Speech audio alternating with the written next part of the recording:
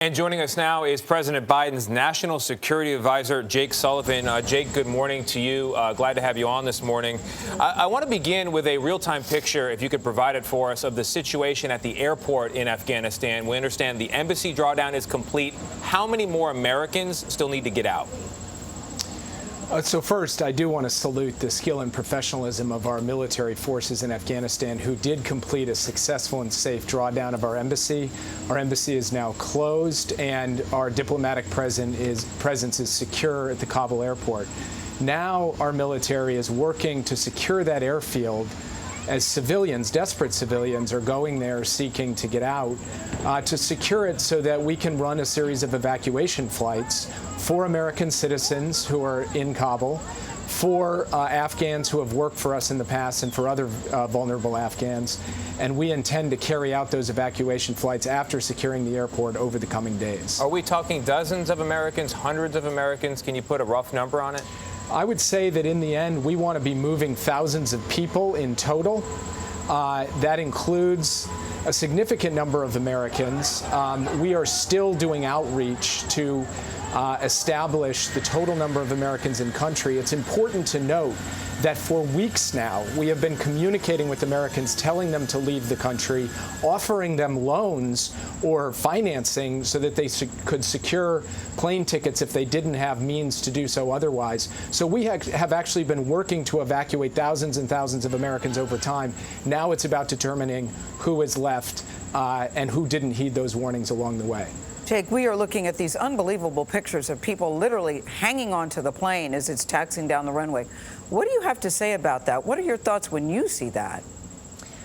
Well, every time you're involved in policy, whether it's big or small, you have to remember it's about the human costs. And there are real human costs here. And seeing that image, I recognize that, and it's heartbreaking.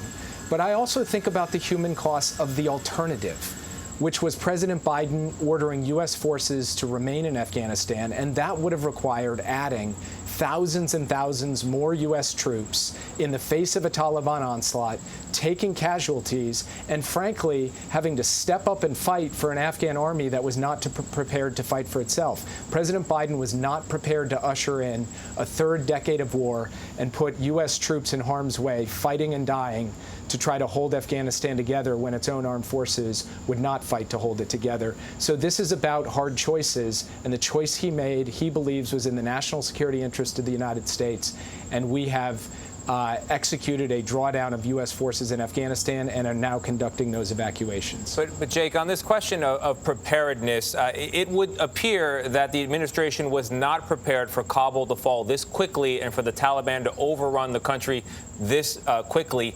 How did you get it so wrong? And you've been in two administrations at this point advising presidents on Afghanistan. When did you personally realize that the Afghan army was just not up to this fight? Well, so first, we always knew, we're clear-eyed about the distinct possibility that Kabul would eventually fall to the Taliban. It was not an inevitability, it was a possibility.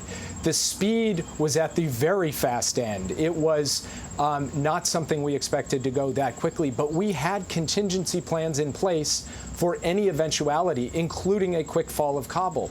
Those forces who are at the airport right now did not appear out of nowhere. President Biden pre-positioned them weeks ago in theater to be able to fly them in the event that Kabul fell very quickly. We've secured the airport, we've secured our embassy, and we've done so in an extreme contingency, knowing before this went down that we had to be prepared to do that. Jake. Now, we had hoped that they would fight.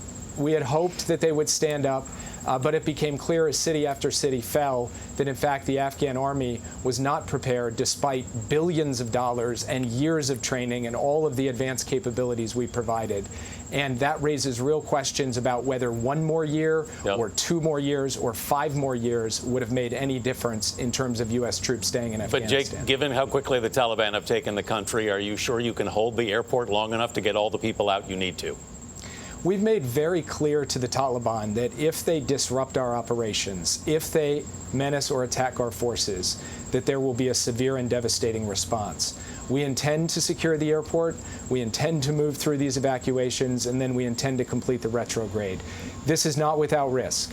When is the There are- president going to address the country on this? Everybody's waiting to hear from him.